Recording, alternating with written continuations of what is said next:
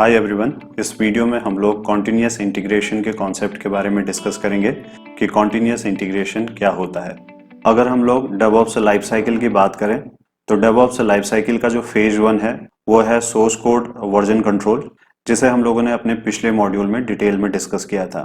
DevOps life cycle का जो दूसरा फेज होता है वो है कॉन्टिन्यूअस इंटीग्रेशन, जिसे हम लोग इस वीडियो में समझने की कोशिश करेंगे। अगर आप इस पूरे कोर्स को एक्सेस करना चाहते हैं तो आप इसे एनरोल कर सकते हैं हमारी वेबसाइट से। वेबसाइट का लिंक मैंने डिस्क्रिप्शन में मेंशन किया हुआ है। यहाँ पे AWS एंड अज्योर के कोर्स हिंदी में अवेलेबल हैं। इंडिविजुअल कोर्सेज के अलावा यहाँ पे पैकेजेस भी अवेलेबल हैं, जहाँ पे डिफरेंट सेट ऑफ कोर्सेज पे डिस्काउंट इंक्लूडेड है। तो वापस आते हैं अपने टॉपिक पे। इस कॉन्सेप्ट को एक एग्जाम्पल की मदद से यहाँ पे समझने की कोशिश करते हैं। लेट्स से आप एक एप्लीकेशन यहाँ पे डेवलप कर रहे हैं, तो एप्लीकेशन को डेवलप करने के लिए हमें इस एप्लीकेशन का कोड यहाँ पे डेवलप करना पड़ेगा, और इस कोड को स्टोर करने के लिए हम लोग यहाँ पे सेंट्रलाइज्ड गिट रिपोजिटरी को क्रिएट कर सकते हैं। लेट्स से ये हमारी सेंट्रलाइज्ड गिट रिपोजिटरी है, और इस गिट रिपोजिटरी के अंदर ये हमारी मास्टर ब्रांच है, और इस मास्टर ब्रांच के अंदर लेट्स से हम हमारे कोड को यहाँ पे स्टोर करते हैं। इस एप्लीकेशन के कोड को डेवलप करने के लिए मल्टीपल डेवलपर्स यहाँ पे काम कर रहे हैं। लेट्स अज्यूम कि हमारे पास करंटली 2 डेवलपर हैं, तो ये है डेवलपर 1 और ये है डेवलपर 2। डेवलपर 1 और डेवलपर 2 दोनों ने यहाँ पे लोकल गिट रिपोजिटरी को सेटअप किया हुआ है, और इस लोकल गिट रिपोजिटरी के अंदर लेट्स अज्यूम कि ये इनकी मास्टर ब्रांच है, और इसके अलावा यहाँ पे इन्होंने एक एडिशनल ब्रांच भी क्रिएट की हुई है। लेट्स अज्यूम कि ये है ब्रांच 1।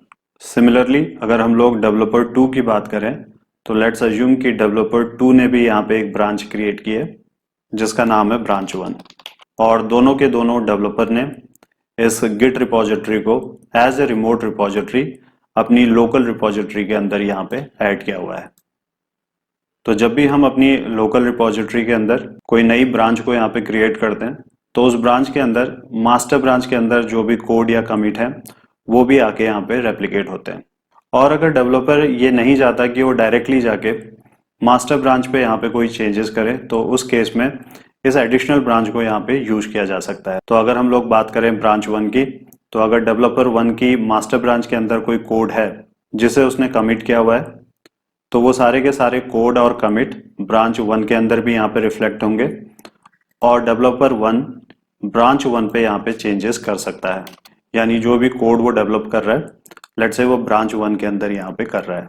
तो इससे जो फायदा यहाँ पे होता है वो ये है कि डेवलपर 1 अपनी मास्टर ब्रांच को यहाँ पे किसी भी तरीके से डिस्टर्ब नहीं कर रहा है। एक बार जब डेवलपर अपनी ब्रांच के अंदर चेंजेस कर लेता है तो उसके बाद अगर वो चाहे तो इन चेंजेस को मास्टर ब्रांच पे यहाँ पे मर्ज कर सकता है। एंड देन फाइनली इस मास्टर ब्रांच के कोड को डेवलपर अपनी इस रिमोट रिपोजिटरी पे चाहे तो डायरेक्टली पुश कर ले, या फिर पुल रिक्वेस्ट की मदद से भी अपने कोड को इस रिमोट रिपोजिटरी के अंदर यहाँ पे पुश कर सकता है।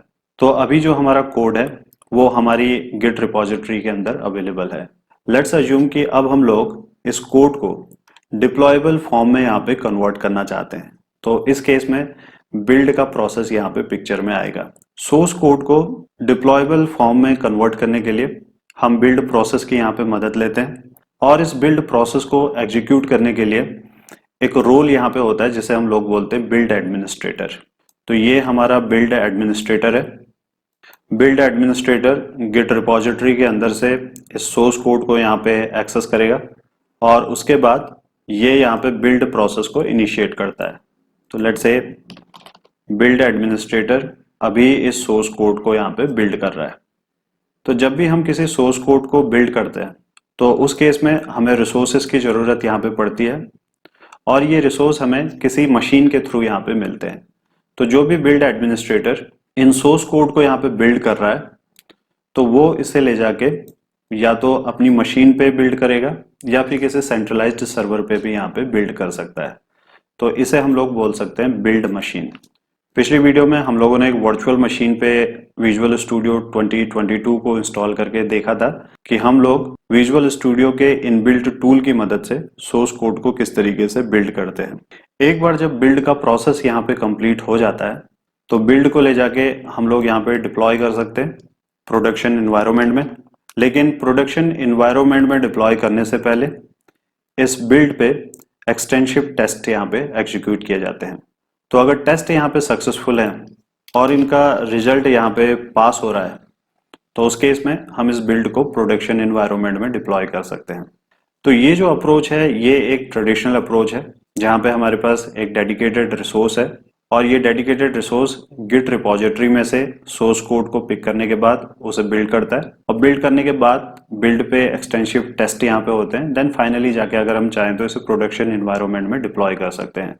तो जब भी डेवलपर्स यहाँ पे कोड में चेंजेस कर रहे हैं और उसके बाद वो उसे सेंट्रल रिपोजिटरी में यहाँ पे कमिट करते हैं तो इसके बाद उन्हें बिल्ड एडमिनिस्ट्रेटर को नोटिफाई करना होता है और बिल्ड एडमिनिस्ट्रेटर मैन्युअली इस काम को यहाँ पे एग्जीक्यूट कर रहा है। लेकिन अगर हम लोग करंट सिनेरियो की बात करें तो इस मैनुअल प्रोसेस को हम लोग कंटिन्यूअस इंटीग्रेशन की मदद से टोटली ऑटोमेट यहाँ पे कर सकते हैं। तो हम लोग इस बिल्ड एडमिनिस्ट्रेटर को एक बिल्ड सॉफ्टवेयर की मदद से यहाँ पे रिप्लेस कर रहे हैं। लेट्स से एक मैनुअल रिसोर्स की जगह पे हम लोगों ने यहाँ पे एक बिल्ड ऑटोमेटेड सॉफ्टवेयर को डिप्लॉय किया हुआ है। जब भी हम किसी ऑटोमेटेड सॉफ्टवेयर को यहाँ पे डिप्लॉय करते हैं फॉर बिल्ड तो उसका जो फायदा है वो ये है कि जैसे ही डेवलपर यहाँ पे अपने कोड को सेंट्रल रिपोजिटरी में कमिट करता है तो ऑटोमेटिकली बिल्ड का प्रोसेस इस सॉफ्टवेयर की मदद से यहाँ पे ट्रिगर हो जाता है। तो इस केस में किसी पे भी मैनुअल डिपेंडेंसी नहीं है।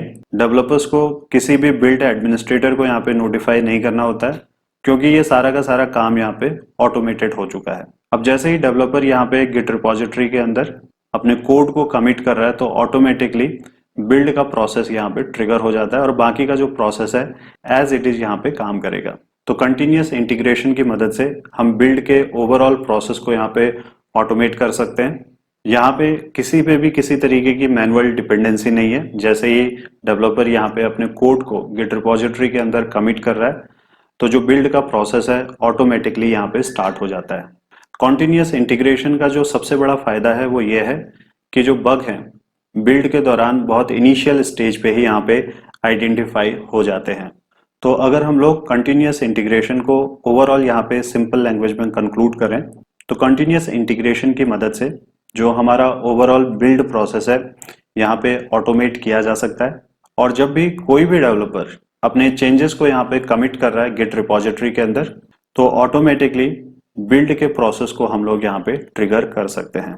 तो अगर हम लोग कंटिन्यूअस इंटीग्रेशन को यहाँ पे डिफाइन करें, continuous integration is a DevOps software development practice where developers regularly merge their code changes into a central repository after which automated builds and test are run.